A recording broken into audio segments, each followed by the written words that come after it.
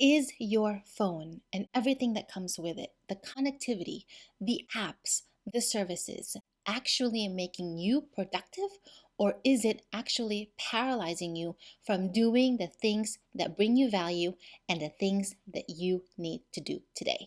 In this last part of our 3 video series on digital minimalism, we are going to explore the relationship between digital minimalism and our personal finances. Now, the first part of this series covered a definition of digital minimalism and what you can do today to reduce your technology dependence so that you can live a more fulfilling life. Here's a quick recap of what digital minimalism is. So, what exactly is digital minimalism? Well, it is a term that was popularized by author and computer scientist Cal Newport. In his book of the same name, he defines digital minimalism as a philosophy of technology use in which you focus your online time on a number of carefully selected and optimized activities that strongly support things you value. And then you miss out happily on everything else. It takes effort to try to minimize your digital use. A big part because you have to figure out what you will do with your time when you get off the technology. So now that we understand this concept of digital minimalism, the next step we will need to do is to do a digital declutter. And a digital declutter is all about auditing your entire digital life. And when you do this, you need to remove or reorganize everything into things that you find valuable. To start your digital declutter, start with an audit of all of the devices that you use in your home. Do you really need all of them? Can you consolidate some of them? The next step in the digital declutter process is to do an audit of all of the things you do online. What are these? Are all of these necessary? Set aside a 30-day period where you will take a break from some of these optional technologies, apps in your life. The big thing you will need to make sure when you do this 30-day period cleanse or declutter or whatever you call it is that you need to substitute and find activities that you find satisfying and meaningful. And sometimes this requires trial and error, and you may not find that activity in a 30-day period, but you need to look and try. Once that 30-day period ends, you will reintroduce some of this optional technology back into your life. Some of these technologies you might not even want to bring back, or some you may need to find at the middle ground and create rules for yourself and how you will use it. Many of us use technology as a crutch. We use our phones as a way to avoid conversations with people close to us, and sometimes we use tech distraction so we don't have to think about our finances and our lives. Instead of sitting down to review our budget and our spending habits, we opt instead to binge watch Netflix or YouTube. Instead of using all of this technology around us to advance our well being and optimize our own lives, we instead welcome the distraction so that we don't have to think about our lives. Similar to the 30-day digital declutter is the 30-day no spend challenge in personal finance. With the no spend challenge, you perform a 30-day expense fast where you stop every optional expense. You decide what you're spending on beforehand, and during the time period of your challenge, you spend only on the necessities. This might just be food, shelter, gas, or rent. Everything else you either forego, find an alternative, borrow, or use up what you have. In doing this challenge, you challenge yourself to not go with buying as the default solution. After 30 days, you will slowly reintroduce some of your expenses. And what you might find is that there will definitely be some necessary expenses, but you might find that some expenses were absolutely not necessary and you end up saving that money instead. and you end up refocusing your money on things that bring you value and you skip out on everything else. The pursuit of financial independence and digital minimalism encourage you to focus on things that matter to you. And both the financial independence movement and digital minimalism encourage you to be ruthless with how you spend your time. What are we giving up when we spend our very precious leisure time scrolling on social media, binge watching TV shows, and so forth, instead of doing things that truly bring us value? We need to figure out if that exchange is worth it. Thanks for tuning in to Sisters for Fi. Here we cover topics related to personal finance, minimalism, sustainability, and motherhood. As a former ad tech PM, I know firsthand how some of the technology and data are used to get us to spend money. So it's important that we look at all of this technology, the devices around us, the apps, and the services we use with a very critical eye. So, how can digital minimalism help you and your finances? The first way it can help you is that it can help reduce the fear of missing out, or FOMO.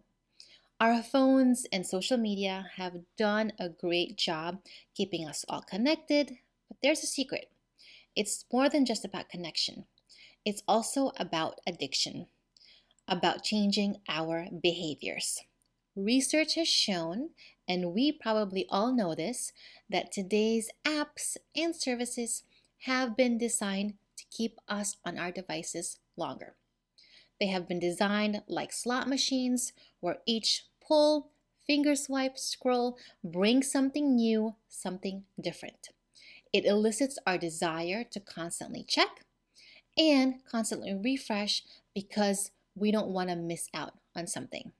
The fear of missing out is real, and it's not our fault that we do this. This is by design because without eyeballs, without time spent on devices, on apps, on screens, the companies that make the products that we're using will lose out on advertising revenue, sales, and continued growth.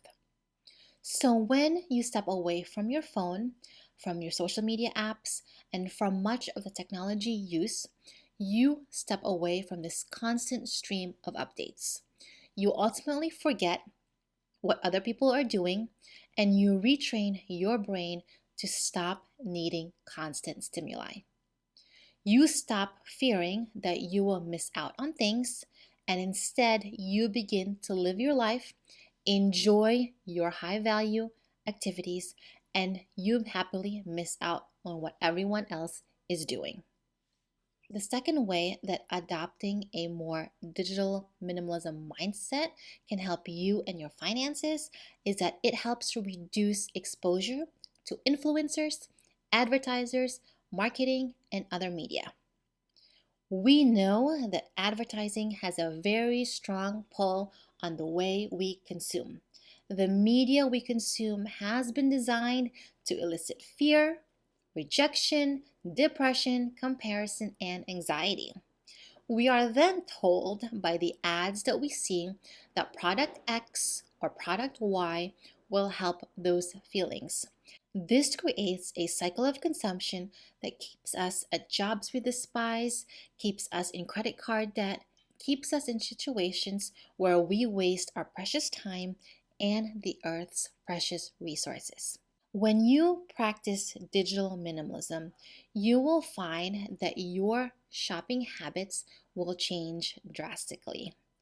Without the pull of advertising, the subtle influence of others, and other people telling you that you should buy the latest item, you drastically reduce your consumption, which ultimately will be a good thing for your wallet. When you practice digital minimalism, you also reduce the number of data points that companies and their algorithms can use to target you ads, to target you content.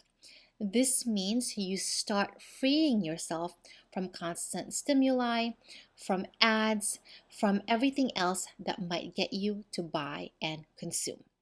As you practice digital minimalism, you will also find that you start getting off the social approval train. Likes and views are the new smoking. Going viral is everyone's goal. The social approval train is very real and very much alive. It's when you post a photo or a video because you know you will get likes on it and elicit a response from your followers, from friends, and family. It's when you get disappointed if people don't give your photo or post a like. It's you when you move things around to make sure it's aesthetically pleasing. It's when you don't post something because you don't want to show that either you have something outdated or something old, or you don't want criticism. It's also the impulse to constantly check your social media accounts and refresh to see who has liked your post. When you reduce your digital usage and drastically reduce your time off of social media, you take yourself off of the social approval train. It means then that you spend your money on the things that make you happy, not because it will get you likes.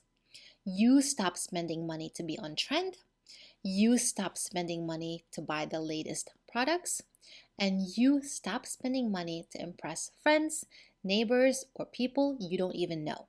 You will learn to live with what you have because you are happy with what you have. And you essentially stop living for the gram. The most convincing sign that someone is living their best life is their lack of desire to show the world that they're living their best life. Your best life won't seek validation. If this video has been helpful so far, give it a like and share it with a friend. And let me know in the comments how you're practicing digital minimalism and how that has impacted your finances. The other two parts of this video, Introduction to Digital Minimalism and Motherhood, are both linked in the description below. The next benefit of digital minimalism is that it allows you to focus and do deep work. One of the big challenges with all of this connectedness is that it creates so much distraction. At work, our attention can be divided across email, Slack, browser tabs, text messages, notifications from Salesforce, Jira, people stopping by our desk, and so much more. How can someone actually get work done? While it's probably impossible for you to completely turn off your email and notifications, reducing them can free up some of your attention and time so that you can focus on the task at hand. Focusing on work means you do better work. And better work ultimately leads to higher compensation and financial gains. When I joined corporate America after college many years ago, the open floor plan was the hot new trend in work environments. And I did not like it. As an introvert and as someone who needed the space to think, I found it very hard and difficult to actually get my work done, writing tech documents, reviewing documentation, and doing some problem solving. It was very difficult for me to concentrate, and I was easily distracted by people talking on their phones, by people stopping by to do small talk, on top of all of these other notifications on my computer. Whenever I had a big deadline, my go-to strategy was to book a conference room, either early in the morning or sometime in the afternoon, mark my calendar as busy, turn off my email, and get to work. If you are in the pursuit of financial independence or want to change your financial status, taking on some aspect of digital minimalism can allow you to focus on increasing your skills so you can increase your market value over time, which ultimately will result in a bigger paycheck. Reduce the noise, Get rid of the distraction, stop researching, and start doing. When you pursue digital minimalism, you create space for yourself. It is in this space where you find solitude, where you break from the demands of other people. And studies have shown and confirmed that being alone fosters creativity and productivity. And if you are unsure of this impact on you, try it. Try turning off notifications. Put your phone on Do Not Disturb and focus your time on the things that you need to do. This will require that you try it out and spend time testing it out. We do need to retrain our brain to not want constant stimuli, and we also have to change our behaviors so we are not constantly reaching for that phone. If you want to learn more about doing deep work and increasing your skills, Cal Newport's other books, Deep Work and So Good They Can't Ignore You, can provide you a guide on how to find and perform a living that's compelling and focused. When you are in the zone, work will not feel like work. Next, the last benefit of adopting digital minimalism is that it gets you off this new tech bandwagon. Part of the challenge with using today's technology is how quickly it reaches cultural and societal ubiquity. Everyone is using it, so you should too. While many of today's technology, like our mobile phones, social media apps, and other services and devices, provide many benefits, we often fail to see there are downsides to using some of this technology. Just because it's new, it doesn't mean it's always better, and it doesn't mean that we need to use it or that we need to buy it. A question that we can ask ourselves is, if the services was not free, if the services was charging us by minute, would we still use it? Take TikTok as an example. As of today, TikTok continues to gain in popularity. More content, more people on it, and more things to see and do with it. And there are many benefits of TikTok, like the short snippets of educational content and great entertainment. But I just want you to really consider if your time on these apps and services is really worth it. If the reverse is true, where TikTok was charging you per minute to use it, would you still use it? Are you actually implementing the helpful content you see on TikTok? Or is it just a scroll and spend your time on it and not do anything else? Time is money, especially in our very capitalistic society. So we need to reflect on if using these apps and services and devices is worth the trade off for us. In the end, digital minimalism is all about cultivating technology use that is intentional, educational, and motivating for you. But remember that everyone wants your attention. Even this video wants your attention. So you'll have to be ruthless about who gets your attention for the sake of your sanity, your money, and your life. No one should care about your time and money as much as you. Just because everyone is on platform X or doing Y or spending money on Z doesn't mean that you have to. Living on the default setting means you live like everyone else. And it can absolutely seem drastic to minimize your digital use, especially when there's so much innovation going around.